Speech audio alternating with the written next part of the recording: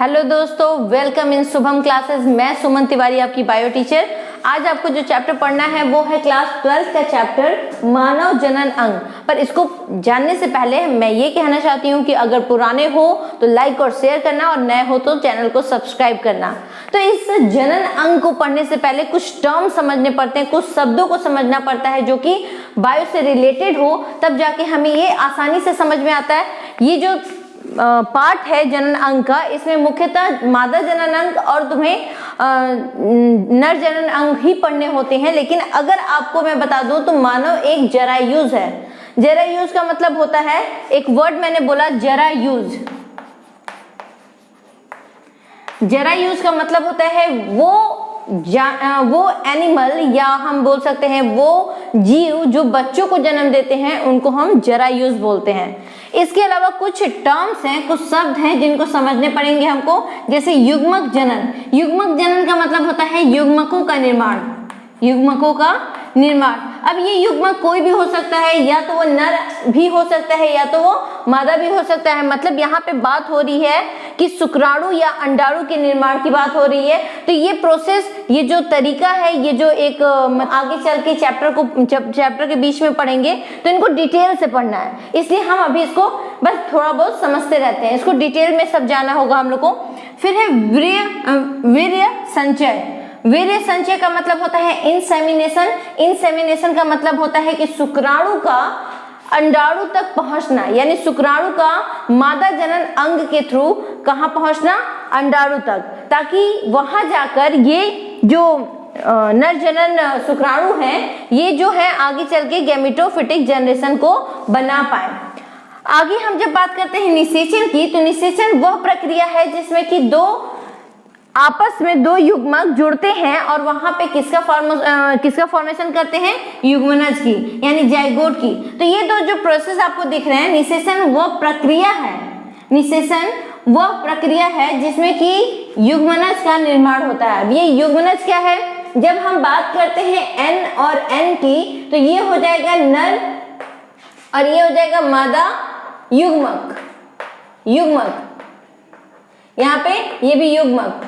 लेकिन जब इनको हम फर्टिलाइजेशन या फिर हम उसको बोल सकते हैं निषेचन कराएंगे, तो हमारे पास जो बनेगा वो 2n होगा और वो हो जाएगा हमारा युग्मनज। तो जाइगोट उसको कहते हैं। आगे हम विदलन होता है। विदलन का जो प्रोसेस होता है उसमें क्या होता है, ये जाइगोट जो 2n है वो 4n, फिर इसके बाद 8, 16, 32 ऐसे बदलते जाएंगे, जिसको हम लोग कुछ नॉर्मल लैंग्वेज में ये कहते हैं कि गैस्ट्रुला, ब्लास्टुला और मोरुला, ये सारे नाम दिए जाते हैं। तो ये आगे हम पढ़ेंगे इसको भी।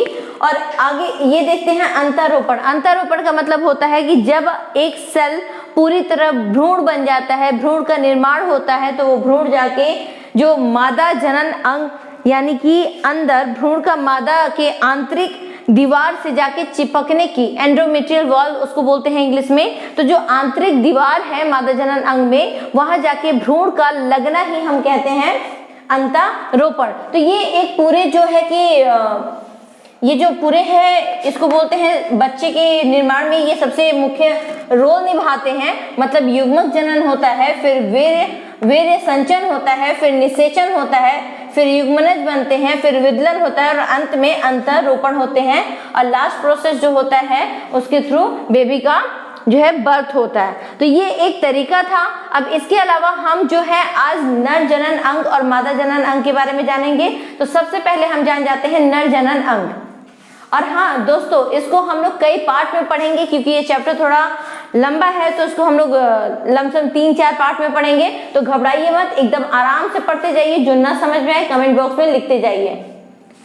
हम देखते हैं, ये जान जाते हैं नर जनन अंग को। नर जनन अंग में मुख्यतः आता है, ये एक जो चित्र मैंने बना रखा है, ये नर जनन अंग का बात कर रहा है। और अगर आप देखें तो इसमें मुख्यतः 3 पार्ट आते हैं, जिसमें कि प्राथमिक जनन अंग होता है। पहला क्या होता है, प्राथमिक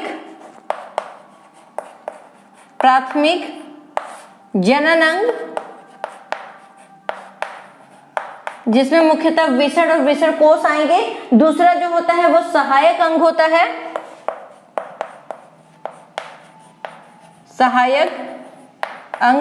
तो हमारे सहायक अंग में जो होते हैं वो शुक्रवाहिनियां आती हैं। शुक्रवाहिनियां वो होती हैं जो शुक्राणुओं को रखती हैं, तो उनको मतलब ले जाने और रखने का काम करती हैं, उनको शुक्रवाहिनियां कहते हैं। और तीसरा जो होता है वो सहायक ग्रंथियां होती हैं। तीसरा जो होता है सहायक ग्रंथियां होती हैं। तो मुख्यतः आपको जब पेपर में पूछता है कि नर जनन अंग के बारे में बताइए, तो आप सिंपली एक फिगर बनाएंगे और इन तीनों के बारे में बताएंगे, आपको पूरा फुल मार्क्स मिलता है, एक आधा मार्क्स भी नहीं कटता है। क्योंकि मैंने कॉपी भी चेक कर रखा है, तो मैं बता रही हूँ कि अगर आपको एक फिगर बनाते हैं और टू द पॉइंट लिखते हैं तो आपका मार्क्स कभी भी नहीं कटता है। तो पहले हम लोग देख लेते हैं, ये एक फिगर है जिसमें कि मैंने पूरा नर जनन अंग को बना रखा है। यहाँ पे देखिए, इसको बोलते हैं मूत्रवाहिनी, ये शुक्राणु है। और यहाँ पे मूत्राशय इसको बोलते हैं। मूत्राशय वो होता है, देखिए शुक्राशय की अगर बात करते हैं तो शुक्राशय में जितने भी शुक्राणु होते हैं वो कलेक्टिव फॉर्म में यानी कि ग्रुप में वहां पे इकट्ठा रहते हैं। मूत्रवाहिनी की बात करते हैं तो यहाँ से जो यूरिन यानी कि मूत्र जो छन के आता है वो इसी के थ्रू आगे बढ़ता है। आगे अगर हम बात करते हैं शुक्रवाहक, तो शुक्रवाहक काम होता है शुक्राणुओं को ले जाना। पुरस्थ प्रोस्टेट बोलते हैं, ये ग्रंथियां हैं जो कि हार्मोन सिक्रेट करती हैं। और यहाँ पे शिश्न यानी कि ये जो है एक शिश्न मार्ग है जहां से दो काम होते हैं। मूत्र मार्ग का भी काम होता है यानी मूत्र भी निकलेगा, और साथ ही साथ इसके साथ जो सीमेन बोलते हैं, सीमेन जनरली हम लोग बोलेंगे, तो वो जो एक यहाँ पे शुक्राणुओं का श्रावण होता है वो इसी के थ्रू होगा, और साथ में मूत्र भी इसी के थ्रू बाहर सिक्रीट होगा, बाहर निकलेगा। इसको बोलते हैं विसर्ण। विसर्ण कोश बहुत इंपॉर्टेंट है, जो है कि नर जनन अंग में विसर्ण कोश का बहुत महत्वपूर्ण कार्य है। और स्खलनीय वाहिनियां जो होती हैं, यहाँ से ग्लूकोज और सुक्रोज से मिश्रित जो सीमेन निकलता है। नेक्स्ट है मलाशय। मलाशय का काम आप जानते हैं, मल को एकत्रित कर रखना, और गुदा द्वार से बाहर आ जाता है मल। यहाँ पे दिया है कंद मूत्र पथ ग्रंथि, जिसका काम है कि मूत्र ग्रंथि को जोड़ना। आगे अब हम जान जाते हैं एक एक करके सबको, प्राथमिक को भी, सहायक अंग को भी, सहायक ग्रंथियां को भी, और बाकी जो बचेंगे उनको भी। तो सबसे पहले हम लोग जान जाते हैं कि प्राथमिक जनन अंग क्या है। प्राथमिक जनन अंग में अगर हम देखें तो सबसे पहले आता है विसर्ण कोश और विसर्ण। तो विसर्ण की अगर बात करते हैं तो एक जोड़ा, ये तो सब जानते हैं, और एक जोड़ा ये जो है कि गुलाबी रंग के होते हैं और सराउंडेड या राउंड शेप के होते हैं।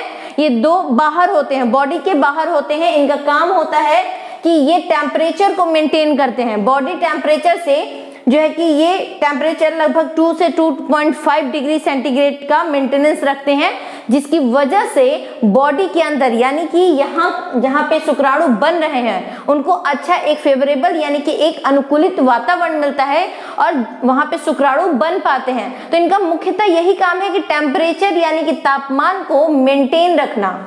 आगे अगर हम बात करते हैं, दूसरे में जाते हैं, तो यहाँ पे एक चीज होता है, ये मीजो, इसमें ज्यादा जानने की कोशिश करते हैं तो इसमें विसर्ण रज्जु पाया जाता है, जिसमें कि विसर्ण धमनियां और विसर्ण शुक्रवाहिनियां पाई जाती हैं। तो धमनियां क्या काम करती हैं, जो कि साफ ब्लड यानी कि प्योर ब्लड को इधर से उधर ले जाती हैं, जो शुद्ध रक्त होता है उसको इधर से उधर ले जाती हैं। और यहाँ पे शुक्रवाहिनियां क्या करेंगी, शुक्र यानी शुक्राणुओं को इधर से उधर ले जाएंगी। अब दूसरी बात करते हैं हम सहायक अंग। सहायक अंग में कुछ अंग आते हैं, ट्यूनिका एल्बुजिनिया आता है, जो कि संयोजी ऊतकों से बना होता है। और ये संयोजी ऊतक जो होते हैं अंदर की तरफ वलित होते हैं, यानी कि जो हम बोलते हैं कोई चीज अगर मोड़ देते हो तो उसको बोलते हैं आप लोग वलित बोलते हैं। वलित मतलब कि सर्कुलर शेप, गोल में ये लगे होते हैं। लगभग इसके कारण जो विसर्ण में लगभग 200 से 250 की संख्या में त्रिभुजाकार विसर्ण कोष होते हैं। और इन विसर्ण कोष का काम क्या होता है, विसर्ण पालियों का काम क्या होता है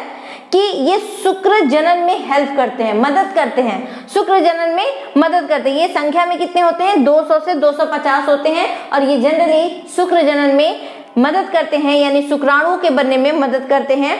आगे अगर हम बात करते हैं तो प्रत्येक पाली में 2 से 3 शुक्राणु जनन नलिकाएं होती हैं। ये नलिकाएं क्या करेंगी, शुक्राणुओं को बाहर की तरफ ले जाएंगी।